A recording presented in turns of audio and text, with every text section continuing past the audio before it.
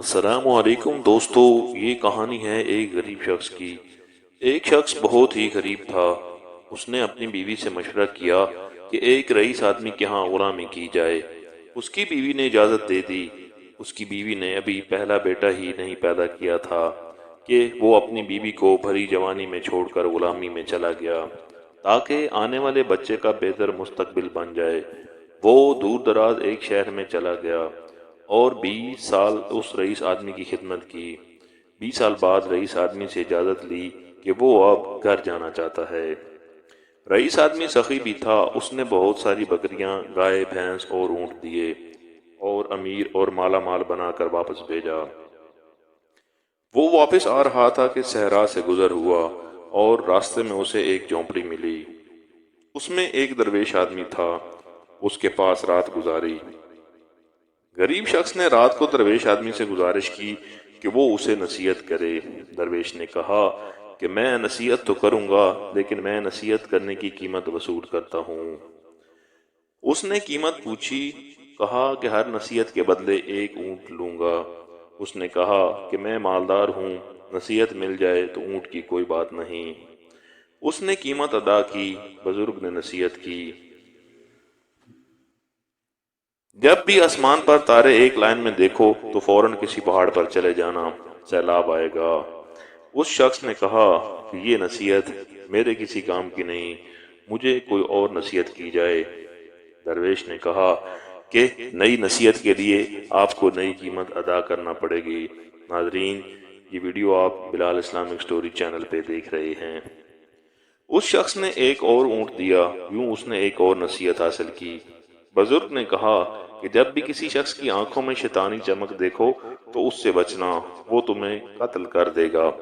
اس شخص نے کہا کہ یہ نصیحت بھی کسی کام کی نہیں، مجھے کوئی اور نصیحت کی جائے۔ درویش نے کہا کہ پھر آپ کو نئی قیمت ادا کرنی پڑے گی۔ اس شخص نے ایک اور اونٹ دیا۔ بزرگ نے پھر نصیحت کی کہ رات کو پچھتا کر سو جانا، لیکن کبھی بھی کسی انسان کو قتل نہ کرنا۔ اس شخص نے سوچا کہ 3 اونٹ ضائع ہو گئے اور چپ کر کے سو گیا۔ صبح وہ چل دیا۔ سفر لمبا ہونے اور کئی دن کا سفر ہونے کی وجہ سے وہ تینوں نصیحتیں بھول گیا کہ وہ ایک رات ایک گاؤں میں پہنچتا ہے۔ رات کو جب وہ سونے لگتا ہے تو آسمانوں پر دیکھتا ہے کہ تمام ستارے ایک ہی لائن میں آگے پیچھے چل رہے ہیں۔ اس کو درویش کی نصیحت یاد آ جاتی ہے۔ وہ شور مچاتا ہے، گاؤں والوں پہاڑ پر چلو، سیلاب آنے والا ہے۔ لوگ اس کا مذاق اڑاتے ہیں۔ وہ اپنا مال اور تمام مویشی لے کر پہاڑ کے اوپر چڑھ جاتا ہے اور وہاں آرام سے سو جاتا ہے۔ صبح اٹھتا ہے تو دیکھتا ہے کہ نیچے سیلاب آ گیا ہے اور سارے گاؤں والے غرق ہو جاتے ہیں۔ وہ کچھ دن پہاڑ پر رہتا ہے۔ سیلاب کا پانی اترتا ہے تو وہ اگلی منزل پر چل پڑتا ہے۔ ایک اور گاؤں میں وہ پڑاؤ ڈالتا ہے۔ وہاں پہ وہ ایک شخص کے گھر قیام کرتا ہے جو کہ باتیں کرنے کا وہ بہت ہی اچھا معلوم ہوتا تھا، لیکن اس کی آنکھوں میں وہی شیطانی چمک دیکھ کر چونک پڑتا ہے۔ بزرگ کی نصیحت اسے یاد آ جاتی ہے۔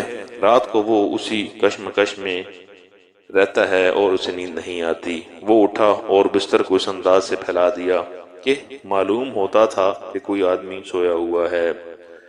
وہ آدمی جس کے ہاں اس نے پناہ لی تھی آیا۔ اس کے ہاتھ میں خنجر دیکھ کر وہ پریشان ہوا۔ وہ آیا اور بستر پر خنجر مارنا شروع کر دیا۔ یہ واپس گیا اور اس کو پیچھے سے پکڑ کر مارنا شروع کر دیا اور اسے باندھ دیا۔ وہاں کے داروغہ اور پولیس کو بلایا اور اس کو پولیس کے حوالے کر دیا۔ آخرکار وہ رات کو اپنے گاؤں میں پہنچ جاتا ہے اور اپنے گھر کے پاس پہنچ کر دیکھتا ہے کہ گھر میں اس کی بیوی کسی کڑیل نوجوان کے ساتھ والی چارپائی پر سوئی پڑی ہے۔ اس شخص کو بہت غصہ آیا اور دل میں خیال آیا کہ میں اس نوجوان کو قتل کر دوں گا۔ جیسے ہی وہ ارادہ کرتا ہے، اسے اس درویش کی بات یاد آ جاتی ہے کہ کبھی بھی قتل کر کے نہ سونا، پچھتا کر سو جانا۔ وہ سوچتا ہے کہ پہلی نصیحت بھی کام کر گئی، درویش کی دوسری نصیحت نے بھی کام کیا، لہذا وہ گاؤں سے باہر آ جاتا ہے۔ صبح ہوتی ہے۔ اس کے دل میں خیال آیا کہ گاؤں والوں سے اپنا حال دریافت کروں۔